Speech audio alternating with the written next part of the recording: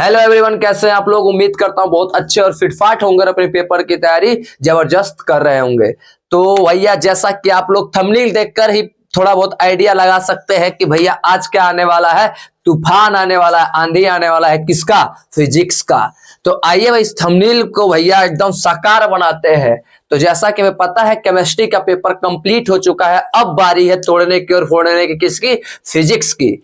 तो भैया, फिजिक्स में काफी बच्चों को क्या होता है, दिक्कत और परेशानी होता है कि सर हम क्या करें और क्या ना करें। क्योंकि भैया, फिजिक्स तो ऐसा सिस्टम है कि दे डेरिवेशन फिर डेफिनेशन फिर थ्योरी, फिर उसके ऊपर क्या होता है, न्यूमेरिकल होता है। तो बच्चों को बहुत ज्यादा क्या होता है, तकलीफ देता है। और ऊपर से थोड़ा समय भी कम बच गया है। तो हम कैसे अपने फिजिक्स के मार्क्स को कैसे इंक्रीज कर सकते हैं? सर क्या एक कोई ऐसा टॉपिक बताओ, कोई ऐसा चीज बताओ जिसमें से क्वेश्चन ज्यादा से ज्यादा आ सके, ताकि हम उसके ऊपर अच्छे से काम कर सके। तो उम्मीद सर आपके लिए लेकर आए मोस्ट इंपोर्टेंट भैया क्वेश्चन, जो कि क्या होने वाला है, बिल्कुल इजी होने वाला है और पेपर में अच्छे नंबर लेकर दिलाने वाला है। तो आओ भाई, हम स्टार्ट करते हैं कि हम फिजिक्स का हमारा शेड्यूल हम कैसे सेट करें कि हमारा भैया मार्क्स बहुत अच्छा आ जाए। हमें क्या टॉपिक पढ़ना चाहिए, किस टॉपिक्स पे हमें क्या देना पड़ेगा, ज्यादा ध्यान देना पड़ेगा, कौन सा डेरिवेशन इंपॉर्टेंट है, क्या है। तो इन सब चीजों को हमारे आज के स्लाइड में आप लोगों को भैया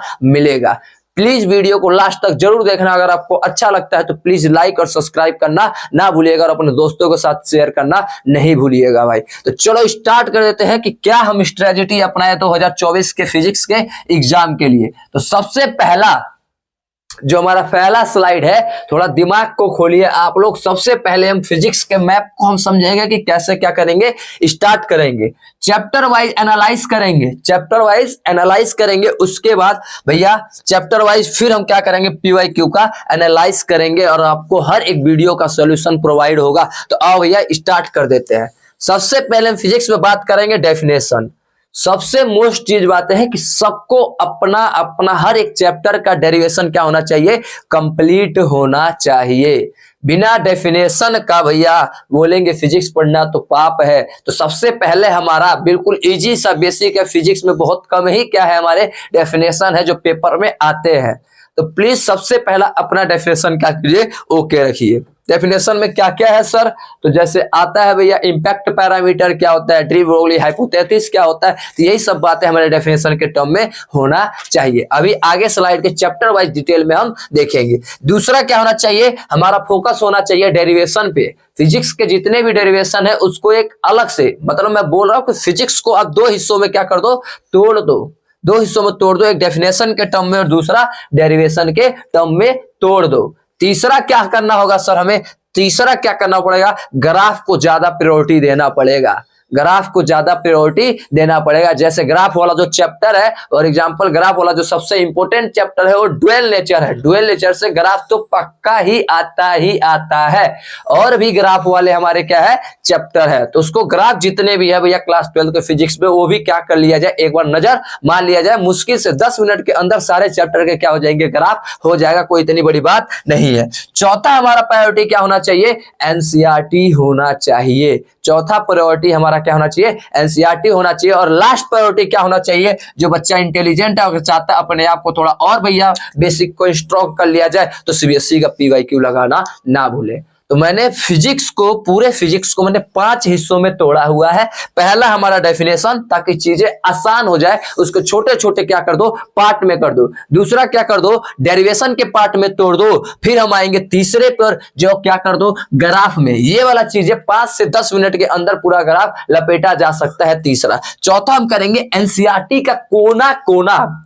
एनसीईआरटी को तो कहीं जाने ही मत दो। एनसीईआरटी भागेगा, उसको दोबारा क्या कर लो, पकड़ लो। एनसीईआरटी का कोना कोना लपेट दो। देन उसके बाद अगर कुछ कर सकते हो तो क्या करो, सीबीएसई पीवाईक्यू करो अगर टाइम है आपके पास। नहीं तो इस सीबीएसई पीवाईक्यू का भी हमारे पास तोड़ है। अभी आगे स्लाइड में देखेंगे सर सीबीएसई पीवाईक्यू का क्या तोड़ है। समय तो बहुत कम है, अगर समय 1-2 महीना बच गया होता तो हम सीबीएसई का पीवाईक्यू पूरा कर सकते थे। अगर नहीं किए हो तो कोई बात नहीं, इसका तोड़ हमारे पास इस वीडियो में है। चलो भाई आ जाओ। पहला चैप्टर आप लोगों के लिए लेकर आ चुका हूं। पहला चैप्टर का क्या नाम है, इलेक्ट्रोस्टैटिक्स। तो डेरिवेशन क्या करना है सर? तो डेरिवेशन ये करना होगा कि charge ring, electric field intensity निकालना है on the axis of charge ring के ऊपर। ठीक है सर। दूसरा क्या बताना है सर? ये टॉर्क और पोटेंशियल एनर्जी का कॉन्सेप्ट बहुत बार आता है। जब डाइपोल को कहां प्लेस कर दिया जाएगा? इलेक्ट्रिक फील्ड के अंदर प्लेस कर दिया जाएगा तो टॉर्क करेगा, जिसका फॉर्मूला होता है पी साइन थीटा होता है। और इसी का एनर्जी अगर बात करता हूं तो माइनस पी क्या होता है? कॉस थीटा होता है। कब स्टेबल होता है, कब अनस्टेबल होता है, इक्विलिब्रियम पोजीशन होता है, उसकी सारी महाभारत की गाथा जरूर पता होना चाहिए अगर पेपर देने आप जा रहे हैं तो। मोस्ट इंपोर्टेंट है। अगला क्या है? Applications of Gauss theorem. Gauss theorem के जितने भी एप्लीकेशंस है प्लीज उसको एक बार रट लीजिएगा, उसको दिमाग में सेट कर लीजिएगा और सारे कॉन्सेप्ट और फंडे को क्लियर कर लीजिएगा, क्योंकि न्यूमेरिकल भी इसी के ऊपर जरूर आएगा। एप्लीकेशन ऑफ गॉस थ्योरम में क्या क्या है? इलेक्ट्रिक फील्ड निकालना है किसके ऊपर? इलेक्ट्रिक फील्ड इंटेंसिटी बताना है लॉन्ग स्ट्रेट वायर की वजह से। लॉन्ग स्ट्रेट वायर की वजह से भैया हमें इलेक्ट्रिक फील्ड इंटेंसिटी बताना होगा। फिर हमें होलो स्फीयर, फिर भैया सॉलिड स्फीयर के ऊपर, फिर किसके ऊपर? प्लेट के ऊपर हमें बताना होगा। तो ये सारे क्या हमारे इंपोर्टेंट डेरिवेशन है पहले चैप्टर के। इसके अलावा और भी है, इक्टोरियल भी, जेएल भी है, एट एनी पॉइंट है, ये सब कहानी है, लेकिन उनमें से सबसे ज्यादा क्या है? इंपोर्टेंट है। ठीक है सर। और क्या सर? तो अगर डेफिनेशन की अगर मैं बात करता हूं तो dipole moment and right is SI unit. भैया डाइपोल मोमेंट उसका एसआई यूनिट हमें याद होना चाहिए। फिर से डायमेंशंस ऑफ एप्सिलॉन नॉट, ये एप्सिलॉन नॉट है भैया, नॉट नहीं लगा नीचे, ऊपर ही आ गया गलती से, एप्सिलॉन नॉट है। एप्सिलॉन नॉट का डायमेंशनल निकालना, उसकी वैल्यू निकालना, और Coulomb's law in vector form भी क्या है? मोस्ट इंपोर्टेंट है सर। इसके अलावा आप लोगों के लिए गुड न्यूज ये है कि मैंने पहले से ऑलरेडी मैंने सारे क्वेश्चन का वीडियो बना रखा है। जस्ट आपको टाइप करना है क्या? ओटीसी स्टडी स्मार्ट, और भैया उसके ऊपर जाना है प्लेलिस्ट में, और आपको क्लास 12th का फिजिक्स का बैच 2023-2024 का मिल जाएगा। हमारा एक प्ले लिस्ट मिल जाएगा, exam 2024 class 12 physics amplifier physics के नाम से बैच हमारा चल रहा है। तो उस पे जाइएगा तो आपको जरूर मिलेगा कि टॉप 5 फिजिक्स के कुछ न्यूमेरिकल है जो चैप्टर फर्स्ट के बना के ऑलरेडी डाला गया है। ऐसे ही भैया हमारे टॉप 5 डेरिवेशन का भी बना के डाल दिया गया, 20 मिनट के अंदर इस टॉप 5 डेरिवेशन का बनाकर डाल दिया गया है। फिर गुड न्यूज ये भी है भैया कि सारा का सारा ऑल इंपोर्टेंट डेरिवेशन भी एक ही वीडियो के अंदर आपको मिल जाएगा। इसमें केवल 5 होंगे, इसके अंदर सारा लगभग लपेट दिया गया होगा एग्जाम व्यू के हिसाब से। ठीक है सर। पहला हो गया, देखिए हम डिटेल वाइज एक्सप्लेनेशन कर ले माने, प्लीज लास्ट तक जरूर देखिएगा, ऐसे एक से एक आपको किक मिलेगा इसके अंदर, नहीं मिलेगा तो आप लोग डिसलाइक भी ठोक सकते हैं।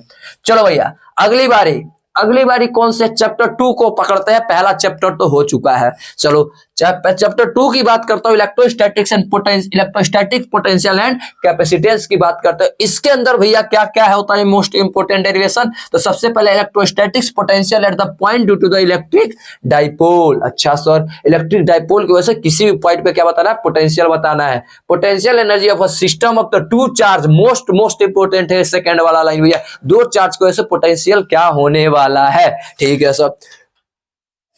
तीसरा आता है capacitance of parallel plate capacitor with conducting slab और नॉन कंडक्टिंग स्लैब। भैया किसी इलेक्ट्रिक फील्ड के अंदर क्या डाल देते हैं? कंडक्टिंग और नॉन कंडक्टिंग स्लैब डाल देते हैं तो क्या होता है? ये 3 मोस्ट इंपोर्टेंट डेरिवेशन है, और इसके ऊपर न्यूमेरिकल जो आता है वर्क डन निकालना, पोटेंशियल निकालना जरूर आता है, तो इसके ऊपर जरूर लगाकर जाइएगा। अगला हम बात करते हैं डेफिनेशन के थोड़ा और भी क्वेश्चंस के बारे में। तो कैपेसिटी ऑफ अर्थ, कई बार पूछ लेता है कैपेसिटी ऑफ अर्थ क्या होता है? तो भैया कैपेसिटी ऑफ अर्थ भी याद होना चाहिए, शायद 711 माइक्रोफराडे होता है या पिकोफराडे होता है, कुछ ऐसे निकल कर आता है। स्फीयर का जो भैया कैपेसिटी निकल के आता है 4πε0 इंटू में आर आता है, और आर हमें पता है अर्थ का कितना होता है? 6400 किलोमीटर होता है। तो उसको भैया मल्टीप्लाई कर दूंगा, शायद 711 पिको फराडे या क्या कहते हैं माइक्रोफराडे आता है, वो देख लेना भैया, वो जाके उसमें कर लेना। अगला क्या आता है? इक्विपोटेंशियल सरफेस के बारे में हमें कहानी और नॉलेज पता होना चाहिए। फिर आते हैं energy store in a capacitor, जो कि निकल के क्या आता है? हाफ CV स्क्वायर या एरिया अंडर दी, भैया एरिया से वो ग्राफ भी डायरेक्टली पर्पस से आता है, उसके भी वहां से हम उसको डराइव कर सकते हैं। तो ये 3 बातें हैं, और इसके अलावा हम पहले ही वीडियो को अपलोड करके रखा टॉप 5 ऐसे क्या है न्यूमेरिकल्स है हमारे वीडियो यूट्यूब चैनल पर मौजूद है। ठीक है सर, दूसरे चैप्टर को लपेट दिया। अब अगला चैप्टर में बढ़ते हैं। तो अगला चैप्टर हमारा क्या है भैया, चैप्टर नंबर 3 होने वाला है, जो चैप्टर का क्या नाम है, करंट इलेक्ट्रिसिटी। तो करंट इलेक्ट्रिसिटी की अगर बात करते हैं तो डेरिवेशन में भैया एक बार बार पूछा जाता है, हर साल उसका फेवरेट टॉपिक है सीबीएसई बोर्ड का, क्या, ड्रिफ्ट वेलोसिटी की कहानी जरूर पूछता है डेरिवेशन के टर्म में। तो सारे अच्छे से कॉन्सेप्ट क्या होना चाहिए, क्लियर होना चाहिए। जस्ट उसी से उसके निचले भाई पे आते हैं, रिलेशन पूछता है करंट और ड्रिफ्ट वेलोसिटी का फॉर्मूला जो निकल कर आता है I = ANEVD निकल कर आता है, उसका भी डेरिवेशन आता है। फिर अगला आते हैं किसके ऊपर, relation between J sigma and E, J sigma E, conductance, conductivity और इलेक्ट्रिक फील्ड के बीच का रिलेशन बताना है। ठीक है सर, अगला अगर मैं डेफिनेशन के टर्म में बात करूं तो मोबिलिटी आता है, इसका ऐसा यूनिट वो लोग पूछ सकते हैं। फिर ओम्स लॉ भी पूछ सकते हैं, उतना आता नहीं है लेकिन कर लोगे तो कोई दिक्कत नहीं है, ओम्स लॉ में क्लास 10th में भी पढ़े हुए हैं। फिर करंट डेंसिटी का फॉर्मूला J = I/A आता है। कंडक्टेंस भैया किरचॉफ लॉ के बारे में पता होना चाहिए, फर्स्ट लॉ और सेकेंड लॉ के बारे में। फिर मीटर ब्रिज का प्रिंसिपल हमें आना चाहिए। ये सारी चीजें हमारे थर्ड चैप्टर के अंदर है जो मोस्ट इंपोर्टेंट होने वाला है। ठीक है सर, इसके अलावा इसके टॉप 5 फिजिक्स के न्यूमेरिकल्स इस चैप्टर के हमारे पहले यूट्यूब चैनल पर अपलोड है, तो जाके देख सकते हैं कि कैसे और कैसे पेपर में न्यूमेरिकल आते हैं। पीवाईक्यू से उठाए हुए सारे न्यूमेरिकल है। ठीक है सर, आ जाइए। तो हमने पीवाई को, अब ओवरऑल अगर मैं देखता हूं सीबीएसई की बात करता हूं तो पहला चैप्टर, दूसरा चैप्टर और तीसरा यानी कि इलेक्ट्रोस्टैटिक्स, पोटेंशियल डिफरेंस और तीसरा चैप्टर, ये तीनों मिलाकर कितने नंबर के होने वाले हैं, 16 मार्क्स के होने वाले हैं। तो हमने 16 मार्क्स तक तो कवर कर लिया है। अगला चैप्टर आते हैं, चैप्टर नंबर क्या है भाई, 4 है, जो मूविंग चार्ज के नाम से जाना जाता है भैया चैप्टर 4 का नाम। तो सबसे पहला derivation, magnetic field due to straight wire की वजह से क्या बताना होगा हमें, मैग्नेटिक फील्ड कितना है। फिर फोर्स ऑन अ कंडक्टर, जब फोर्स को भैया, जब एक कंडक्टर को, force on a conductor carrying current in the magnetic field, एक भैया कोई एक वायर को किसके अंदर डाल देता है, मैग्नेटिक फील्ड के अंदर डाल देता है किसी एक कंडक्टर को, तो इसके ऊपर कितना फोर्स लगता है उसका फॉर्मूला निकल कर आता है F = BIL। तो वहां से निकल कर आएगा डेरिवेशन। अगला आते हैं, force between 2 parallel linear conductor, 2 linear conductor उनके बीच का क्या बताना है, फोर्स हमें बताना है। और भी करंट सेम डायरेक्शन में होगा और एक में कहा होगा अपोजिट में होगा, तो उसकी वजह से हमें डेरिवेशन बताना है। अगर मैं बात करूं भैया थोड़ा डेफिनेशन के, थोड़ा थ्योरी वाले सेशन की, तो मूविंग कॉइल गैल्वेनोमीटर सबको पता है भैया, 5 मार्क्स वाला क्वेश्चन है और जरूर आता है। शंट का कहानी हमें क्या होना चाहिए, पता होना चाहिए, कन्वर्जन ऑफ शंट कैसे करते हैं, वेलोसिटी फिल्टर डेफिनेशन एक नंबर में, एम्पियर सर्किट लॉ का कहानी पता होना चाहिए, बॉयट-सॉवर्ट लॉ का कहानी पता होना चाहिए, और लास्ट में लॉरेंज फोर्स का भी कहानी हमें पता होना चाहिए। और इसके अलावा वीडियो तो हमारे चैनल पे मौजूद है। ठीक है सर, आगे बढ़ते हैं अपना नेक्स्ट चैप्टर के तरफ, chapter number 5, magnetism and earth magnetism के नाम से बेसिकली जाना जाता है। तो इसके अंदर क्या है, bar magnet as equivalent solenoid, हम ये बताएंगे कि बार मैग्नेट जो सोलेनोइड होता है वो भी बार मैग्नेट की तरह काम करता है। दूसरा क्या बताएंगे, भोर मैग्नेटोन, और तीसरा क्या कहेंगे, relation between the magnetic permittivity and its susceptibility, जो फॉर्मूला निकल कर आएगा chi m = I/H निकल कर आता है। ठीक है सर, उसके अलावा अगर डेफिनेशन की हम बात करते हैं तो डाया, पैरा और फेरोमैग्नेटिक की कहानी पता होना चाहिए, क्यूरी लॉ पता होना चाहिए, हिस्टेरेसिस कर्व पता होना चाहिए, सस्पेसिबिलिटी पता होना चाहिए और इंटेंसिटी ऑफ मैग्नेटाइजेशन पता होना चाहिए। ठीक है सर, और इसके अलावा न्यूमेरिकल तो है ही हमारे चैनल पे, बार बार बोलने की जरूरत नहीं है। चलो भैया अगला बात करते हैं, चैप्टर 6, तो छोटा सा चैप्टर है, प्यारा सा, इलेक्ट्रोमैग्नेटिक इंडक्शन है, जो कि भैया क्या होने वाला है, self induction of a long solenoid और म्यूचुअल सोलेनोइड का डेरिवेशन आना ही चाहिए भैया।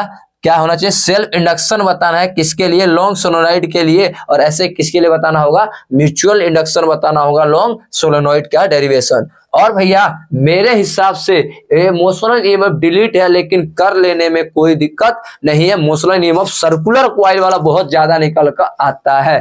ठीक है सर, ये भी डेरिवेशन कर लेना। फिर हम आते हैं सेल्फ म्यूचुअल इंडक्शन, डायमेंशनल पूछता भैया, सेल्फ इंडक्शन म्यूचुअल इंडक्शन क्या होता है और इसका डायमेंशनल और ऐसा यूनिट भी पता होना चाहिए। उसके बाद से फैराडे लॉ भी पता होना चाहिए। 2 लॉ है, तो ये दोनों लॉ हमें क्या होना चाहिए, पता होना चाहिए डेफिनेशन के टर्म में। ठीक है सर, आगे बढ़ते हैं। तो अगला चैप्टर में आते हैं अपना सबसे प्यारा चैप्टर, सबसे अच्छा चैप्टर पर्सनली मेरा। इसके अंदर क्या है, अल्टरनेटिंग करंट और केस स्टडी देख सकते हैं आप, अल्टरनेटिंग करंट से जरूर आता है। तो भैया केस स्टडी भी हम भूल गए थे, तो ये भैया केस स्टडी इसी चैप्टर से एक तो आना ही आना है। इसके हम क्या क्या डेरिवेशन करने वाले हैं, तो सर डेरिवेशन करने वाले LCR circuit, power in LCR circuit, LCR circuit. अब पावर तो दो में तो जीरो ही हो जाता है, कैपेसिटर जब कंटेन करता है रेजिस्टेंस, और रेजिस्टेंस जब क्या कंडक्ट कंटेन करता है इंडक्टर, तो उसका पावर जीरो आता है। एलसीआर में जीरो नहीं हो पाता है, तो एलसीआर का पावर होना चाहिए और एलसीआर सर्किट की हमें कहानी पता होना चाहिए, डेरिवेशन आना चाहिए। फिर आरएमएस वैल्यू निकालना है करंट का और ईएमएफ का, दोनों में से कोई एक आ सकता है, या सीरीज और पैरेलल रेजोनेंस की कहानी आ सकता है। और इसमें बहुत सारे ग्राफ भी है, तो ग्राफ भी हमें पता होना चाहिए। और टॉप 5 क्वेश्चन इस चैप्टर का पहले ऑलरेडी अपलोड हो चुका है। अब बाकी जो नहीं हुआ है धीरे धीरे क्या हो जाएगा, अपलोड हो जाएगा। अगला आते हैं भैया, बात करता हूं अगर चौथा चैप्टर, पांचवा चैप्टर, छठा चैप्टर की, तो ये चारों मिलकर, और आठवें चैप्टर की, 6, 4, 5, 6, अरे सॉरी यहाँ पे क्या होना चाहिए था, 7 होना चाहिए था, ये 7 होना चाहिए था, ये 7 है। तो 4, 5, 6 और 7 मिलके कितने नंबर का होगा भैया, 17 का। ये 8 नहीं समझे भैया, गलती से लिख दिया गया, ये 7 है। ये कितना है भैया, 7 है। तो 4, 5, 6, 7 ये सारे चैप्टर मिलके कितने मार्क्स के होने वाले हैं, 17 मार्क्स के होने वाले हैं। ठीक है सर।